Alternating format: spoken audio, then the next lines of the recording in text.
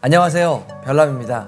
애플이 며칠 전 맥세이프 배터리팩을 새롭게 출시했습니다. 이미 서드파티에서는 아이폰 12가 출시되고 얼마 지나지 않아 맥세이프를 이용한 보조 배터리 제품들이 많이 나와 있었어요. 저희가 예전에 배터리팩 영상을 찍은 적이 있었는데 그때 생각보다 굉장히 많은 분들이 이 제품에 대해서 궁금해 하셨어요. 그런데 이 제품이 실제로 애플에서 출시를 했습니다. 이 맥세이프 배터리팩은 아이폰 12 뒷면에 맥세이프를 이용해서 자력으로 붙이는 방식입니다. 쉽게 말해서 무선 보조 배터리라고 생각하시면 돼요. 맥세이프 배터리팩은 아이폰 12 미니, 아이폰 12, 12 프로, 프로 맥스까지 모든 아이폰 12 시리즈에 다 사용이 가능합니다. 그리고 한 가지 중요한 게 iOS 14.7 업데이트가 필요하다고 합니다. 이 맥세이프 배터리팩은 그냥 아이폰 12 시리즈 후면에 붙여도 작동을 하고요. 그리고 저처럼 이렇게 맥세이프 케이스를 사용해도 이 뒤에 붙이면 바로 작동을 하는 구조라고 합니다. 그런데 이 맥세이프 가죽 케이스의 경우에는 이게 좀 열 때문에 여기에 자국이 좀 남을 우려가 있다고 합니다. 이건 좀 왜 이렇게 만들어 놨을까요? 그래서 가죽 케이스보다는 실리콘 케이스나 클리어 케이스에 사용하는 편이 자국 없이 사용할 수 있는 방법이라고 합니다. 가격은 역시 애플답게 상당히 비싼 편입니다. 국내에서는 12만 9천 원에 발매 예정인데 아직 정확한 출시일은 나오지 않은 상태예요. 디자인은 확실히 애플 제품답게 정말 깔끔하게 나왔어요. 그런데 제가 지금부터 들려드릴 이야기를 듣고 나면 과연 이 돈을 주고 살 필요가 있을까? 라는 생각이 좀 드실 거예요. 일단 이 배터리팩은 별도로 전원을 켜거나 끌 필요 없이 아이폰 뒷면에 붙여주기만 하면 충전을 할 수 있다고 합니다. 맥세이프 배터리팩 자체의 용량은 1460mAh인데요. 이게 수치로만 보면 되게 작은 용량 같아 보이지만 실제로는 그렇지 않습니다. 모든 아이폰 12에는 3.81V의 배터리를 가지고 있어요. 하지만 이 배터리팩은 이보다 2배 높은 7.62V를 사용합니다. 맥세이프 배터리팩을 3.81V로 본다면 1460mAh가 아닌 2920mAh가 됩니다. 이 정도면 아이폰 12 같은 경우는 완충이 가능할 수도 있어요. 하지만 무선 충전에서는 이 효율 손실이 오기 때문에 정확한 수치는 테스트를 해봐야 알 수 있을 것 같습니다. 그리고 충전 속도는 최대 5W까지 지원된다고 합니다. 사실 저는 이게 5W로 충전된다는 걸 알았을 때 조금은 황당했어요. 아니 2021년인데 무선 충전이라고 해도 5W는 조금 선 넘은 거 아닌가 이런 생각이 딱 들었고요. 그리고 이게 맥세이프를 이용해서 충전하는 거기 때문에 저는 15W까지는 충전이 될 줄 알았거든요. 그런데 5W까지밖에 안 된다고 합니다. 요즘 치고는 속도가 정말 느린 편이죠. 그런데 이거를 고속으로 충전할 수 있는 방법이 있습니다. 그 방법이 살짝 황당한데요. 이 배터리팩을 20W 고속 충전기에다가 꽂아준 상태에서 아이폰에 붙이면 그때 15W로 충전이 된다고 합니다. 그런데 좀 황당하죠? 우리가 보조 배터리를 들고 다니는 이유가 사실 충전기가 없는 상황을 대비하기 위함인데 20W 고속 충전기를 껴야지 15W까지 작동을 한다고 하니까 사실 조금은 웃긴 것 같아요. 물론 5W로 충전은 가능하긴 하지만 이게 13만 원이라는 걸 감안하면 5W 충전 속도는 조금 아니지 않나 이런 생각이 좀 들어요. 그리고 저희가 예전에 배터리팩 영상에서 이 배터리팩의 기능 중 하나가 100%까지 충전이 되는 게 아닌 90%까지 충전이 될 거다 이렇게 알려드린 적이 있었는데요. 그 기능이 실제로 들어갔습니다. 이 기능이 들어간 이유는 배터리 수명 보호를 위해서 이렇게 들어갔다고 하는데요. 근데 저는 이 기능의 목적 자체는 굉장히 좋은데 저같이 이제 완충 좋아하는 사람들한테는 살짝 아쉬울 수도 있다는 생각도 들었어요. 그리고 배터리팩의 배터리 잔량은 위젯을 통해서 확인할 수 있다고 합니다. 그리고 만약에 90% 이상 충전을 시키고 싶다 이러면은 제어 센터에 들어가서 저전력 모드 아이콘을 길게 눌러서 계속을 누르면 90% 이상 충전이 가능하다고 합니다. 그리고 배터리팩 충전 방법은 라이트닝 케이블을 연결해서 충전을 하면 되는데요. 그런데 좀 신기한 게 이 아이폰과 배터리팩을 동시에 충전시킬 수 있는 방법도 있습니다. 앞서 말씀드렸듯이 배터리팩을 붙인 상태에서 배터리팩에 케이블을 연결하면 좀 더 빠르게 충전시킬 수가 있는데요. 반대로 충전 케이블을 아이폰에 꽂으면 아이폰이 충전이 되면서 이 배터리팩도 같이 충전이 됩니다. 이건 갤럭시에 있는 역방향 무선 충전과 좀 비슷한데 아이폰에 처음으로 이런 역방향 충전 방식이 도입이 되었네요. 자, 이렇게 기능이랑 스펙을 좀 같이 봤는데 어떠신가요? 여러분들 구매하고 싶은가요? 참고로 이 녀석의 가격은 13만 원입니다.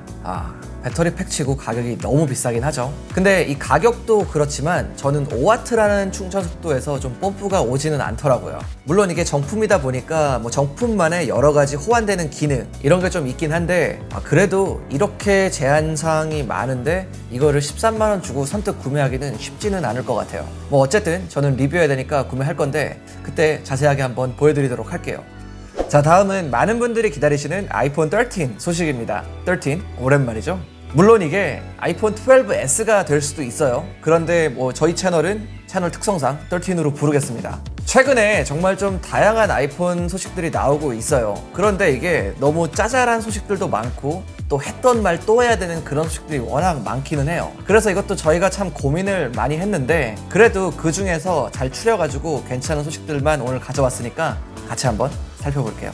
자, 이번에도 또 더미 모델이 등장을 했어요. 벌써 한 3번째인 것 같은데 이쯤 되면 정말 지겨울 만한 소식인데 어쨌든 이 더미 모델을 보면 기존에 나왔던 것과 별 차이는 없어요. 전체적인 디자인은 12 시리즈와 크게 차이가 나는 모습은 아니지만 확연하게 더 큰 카메라 섬을 가지고 있어요. 그리고 최근에 나온 케이스들을 보면 이 카메라 섬의 크기를 대략적으로 짐작해 볼 수 있는데요. 아이폰 13 프로 맥스의 케이스를 보면 이걸 아이폰 12 프로 맥스에 씌웠을 때 확실히 카메라 섬이 굉장히 많이 남아있는 걸 볼 수가 있습니다. 그리고 아이폰 13 프로 케이스에 12 프로를 끼우게 되면 이것도 카메라 부분이 상당히 많이 남아있습니다.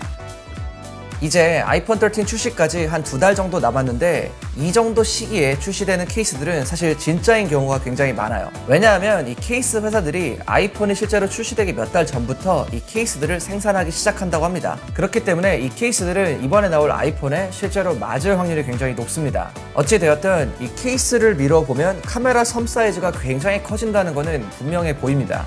여러분들은 이렇게 커진 카메라 섬에 대해서 어떻게 생각하시나요? 저는 솔직히 좀 많이 부담스러워진 것 같은데 여러분들의 의견도 아래 댓글로 남겨주세요. 이번 아이폰 13과 13 미니에는 대각선 카메라가 들어간다고 알려져 있죠. 카메라가 왼쪽 상단과 오른쪽 하단에 들어간 모습이 사실 조금 어색하기는 한데요. 최근에 이 대각선 카메라가 취소가 되고 기존과 같이 세로로 렌즈가 배치된다는 소식도 있었어요. 이 부분에 대해서는 아직까지 뭐 이렇다 저렇다 이렇게 정확하게 말씀드릴 수 있는 단계는 아닌 것 같고 이 소식도 좀 더 업데이트가 되면 다시 알려드릴게요. 그리고 이 금형이 나와있는 사진을 보면 특히 아이폰 13 프로가 좀 특이하죠. 이 카메라를 좀 자세히 보면 3개의 렌즈가 들어가 있는데 이 중 1개의 렌즈는 크기가 좀 작아요. 아니 무슨 짝눈도 아니고 이건 조금은 이상해 보이는데 이 작은 렌즈는 망원 렌즈라고 합니다. 이렇게 들어간 이유는 나머지 2개의 렌즈는 이번에 업그레이드가 되지만 이 망원 렌즈는 기존 아이폰 12 시리즈와 동일한 렌즈가 들어가기 때문이라고 합니다. 디자인이 약간은 짝눈처럼 되어 있는 게 조금 이상하기는 해요. 저희가 물론 애플 색깔이 좀 많이 강한 채널인 건 맞지만 만약 이 디자인대로 나온다면 저라면 이 프로는 절대 안 살 것 같긴 합니다. 그런데 프로 맥스를 보면 조금 얘기가 달라요. 이 프로 맥스에는 프로와는 다르게 이 3개의 렌즈가 모두 같은 사이즈를 가지고 있어요. 당연히 이렇게 나오는 게 맞는 것 같은데 제발 저 13 프로 금형이 좀 틀린 거라고 누가 말해줬으면 좋을 것 같아요. 어쨌든 이 프로 맥스에는 3개 모두 동일한 렌즈 사이즈가 들어가기 때문에 결국 망원 렌즈까지 업그레이드가 된다는 소린데요. 이번에도 역시 가장 상위 모델답게 프로 맥스의 카메라에 가장 많은 변화가 예상이 되고 있습니다. 그리고 많은 분들이 이미 알고 계시겠지만 이번 아이폰 13 모든 라인업에는 센서 시프트 OIS가 들어가고 또 초광각에 오토포커스가 지원될 거라는 얘기도 있습니다. 제가 지금까지 계속 카메라 얘기만 했는데 이 전면부에도 바뀌는 점이 있다고 합니다. 바로 이 노치가 그 녀석인데요. 기존 같은 경우는 전면 카메라 옆에 수화부 스피커가 위치해 있었는데 아이폰 13에서는 베젤 쪽으로 올라갔습니다. 이렇게 스피커가 노치에서 빠지면서 노치의 사이즈가 줄어들게 되는데요. 이건 이번 아이폰 전체 모델에 다 적용될 예정이니까 좀 기대를 해봐도 좋을 것 같습니다. 이번 아이폰 13은 2달 뒤인 9월에 출시하게 될 예정인데요. 애플에서는 이번 아이폰의 수요가 증가할 것으로 예측해서 제조업체들에게 벌써 9천만 대의 아이폰을 준비해달라고 요청한 상태라고 합니다. 일반적으로 애플은 출시부터 연말까지 약 7,500만 대 정도의 아이폰을 준비하는데요. 코로나의 여파가 계속됐음에도 불구하고 애플은 기존보다 약 20% 정도 생산량을 올리도록 한 거예요. 애플의 이러한 예측은 이번 아이폰의 다양한 변화 때문으로 보이는데요. 노치의 변화나 카메라의 업그레이드, 이 외에도 프로 라인업에는 처음으로 120Hz의 고주사율이 들어갈 것으로 전망되고 있습니다. 특히 120Hz 주사율 같은 경우는 민감하지 않으신 분들도 화면이 훨씬 더 부드럽다는 걸 알 수 있을 만큼 실사용에 있어서도 확실하게 체감을 할 수 있는 기능입니다. 그래서 많은 분들이 기다렸던 기능이기도 하고 아마도 이번에 120Hz가 들어간다면 제 생각에는 이 기능 하나만 보고 프로나 프로 맥스를 선택하시는 분들도 제법 많을 것 같습니다.